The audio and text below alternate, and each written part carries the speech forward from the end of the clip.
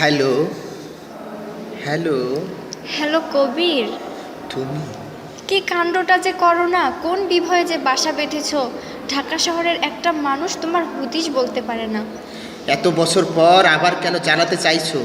পরিচিত কারো কাছ থেকে তোমার ঠিকানা না পেয়ে বাধ্য হয়ে অবশেষে তোমার বাবার সাহায্য নিয়েছি। আমি জানতে চাই কোত্থেকে বলছো এবং আমাকে ফোন করেছো কেন? কভেন্ট গার্ডেন, লন্ডন থেকে। এবার বলো, তুমি কেমন আছো কবির? সেসব জানবার অধিকার তোমার নেই। বাবা কেমন আছেন? সময় তো অনেক গড়িয়ে গেল।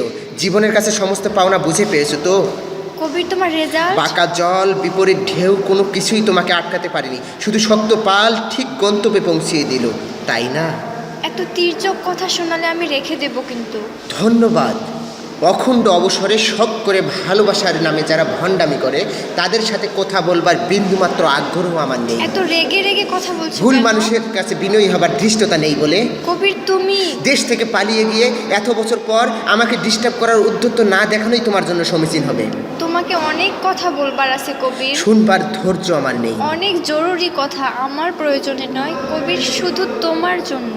আমাকে করুণা করবার দুঃসাহস দেখিও না তুমি। করুণা নয়, আমি তোমাকে ভালোবাসি কবির। চমৎকার।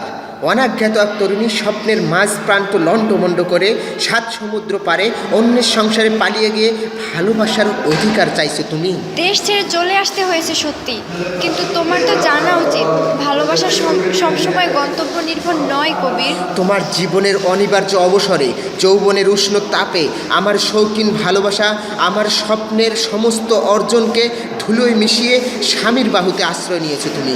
নিশ্চিন্ত জীবনের বারান্দায় দাঁড়িয়ে স্বার্থপর লোভী সেই তুমি আরেক স্মৃতি অবসরে ভালোবাসার ব্যাকরণ শেখাচ্ছ। সরি, আমি এখন রাখবো। কবির প্লিজ, পাগলামি করো না কবির। মানে কেমন, আমার কথা শোনো প্লিজ। হ্যালো।